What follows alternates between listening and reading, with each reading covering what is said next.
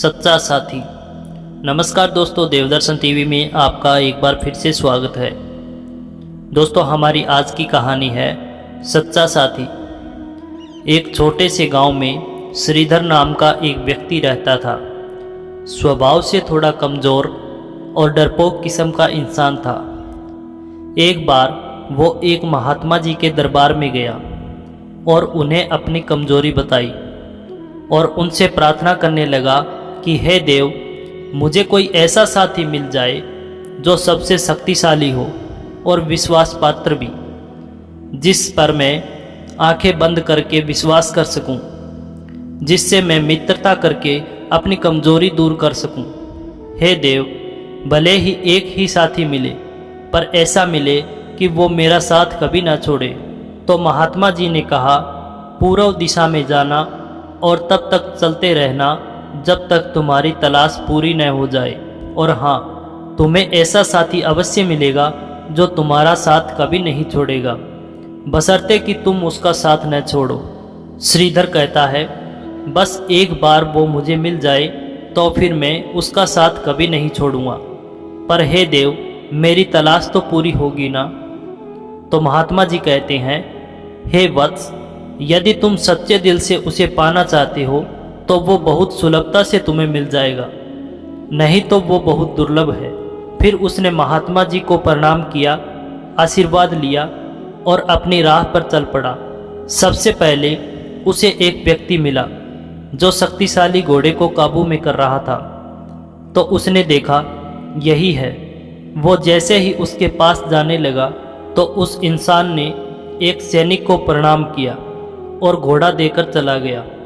श्रीधर ने सोचा, सैनिक ही है वो तो। वो मित्रता के लिए आगे बढ़ा, पर इतने में सेनापति आ गया। सैनिक ने प्रणाम किया और घोड़ा आगे किया। सेनापति घोड़ा लेकर चला गया।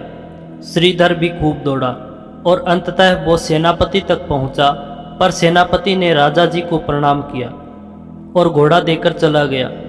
तो श्रीधर ने राजा को मित्रता के लिए चुना और उसने मित्रता करनी चाहिए, पर राजा घोड़े पर बैठकर शिकार के लिए वन को निकले। श्रीधर भी भागा और घनघोर जंगल में श्रीधर पहुंचा, पर राजा कहीं नहीं दिखे। प्यास से उसका गला सूख रहा था। थोड़ी दूर गया तो एक नदी बह रही थी। वो पानी पीकर आया और एक वृक्ष की छांव में बैठ गया।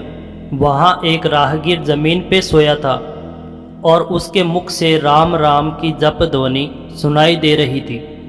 तब एक काला नाग उस राहगीर के चारों तरफ चक्कर लगा रहा था। श्रीधर ने बहुत देर तक उस दृश्य को देखा। फिर वृक्ष की एक डाल टूटकर नीचे गिरी तो सांप वहां से चला गया। इतने में उस राहगीर की नींद टूट गई और वो उठा तथा राम राम का सुमिरन करते हुए अपनी राह पे चला गया। श्रीधर पुनः महात्मा जी के आश्रम पहुंचा और सारा किस्सा कह सुनाया।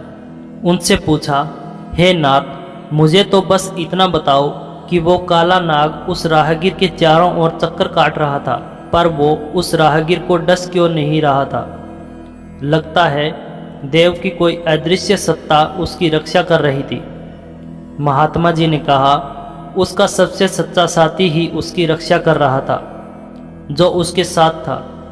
तो श्रीधर ने कहा, वहाँ तो कोई भी नहीं था देव, बस संयोगवश हवा चली, वृक्ष से एक डाली टूटकर नाग के पास गिरी और नाग चला गया।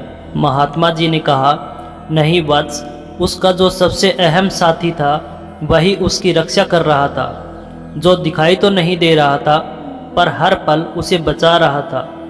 उस साथी का नाम है धर्म। हे वत्स, धर्म से समर्थ और सच्चा साथी जगत में और कोई नहीं है। केवल एक धर्म ही है जो सोने के बाद भी तुम्हारी रक्षा करता है और मरने के बाद भी तुम्हारा साथ देता है। हे वत्स, पाप का कोई रखवाला नहीं हो सकता और धर्म कभी असहाय नहीं हो सकता। महाभारत के युद्ध में भगवान श्री कृष्ण ने पांडवों का साथ सिर्फ इसलिए दिया था क्योंकि धर्म उनके पक्ष में था। हे वत्स, तुम भी केवल धर्म को ही अपना सच्चा साथी मानना एवं इसे मजबूत बनाना, क्योंकि यदि धर्म तुम्हारे पक्ष में है तो स्वयं नारायण और सद्गुरु तुम्हारे साथ है। नहीं तो एक दिन तुम्हारे साथ कोई नहीं होगा और कोई तुम्हारा साथ नहीं देगा। यदि धर्म मजबूत है तो वो तुम्हें बचा लेगा, इसलिए धर्म को मजबूत बनाओ। हे वत्स, एक बात हमेशा याद रखना कि इस संसार में समय बदलने पर अच्छे से अच्छे साथ छोड़कर चले जाते हैं। केवल एक धर्म ही है जो घनघोर भीड़ और गहरे अंधकार में भी तुम्हारा साथ नहीं छोड़ेगा। कदाचित तुम्हारी परछाई भी तुम्हारा साथ छोड़ दे, परंतु धर्म तुम्हारा साथ कभी नहीं छोड़ेगा, बशर्ते कि तुम उसका साथ न छोड़ो।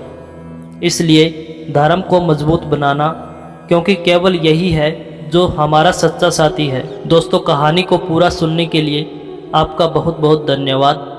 दोस्तों, ऐसे ही ज्ञानवर्धक कहानियाँ सुनने के लिए हमारे चैनल देवदर्शन टीवी को अवश्य सब्सक्राइब करें।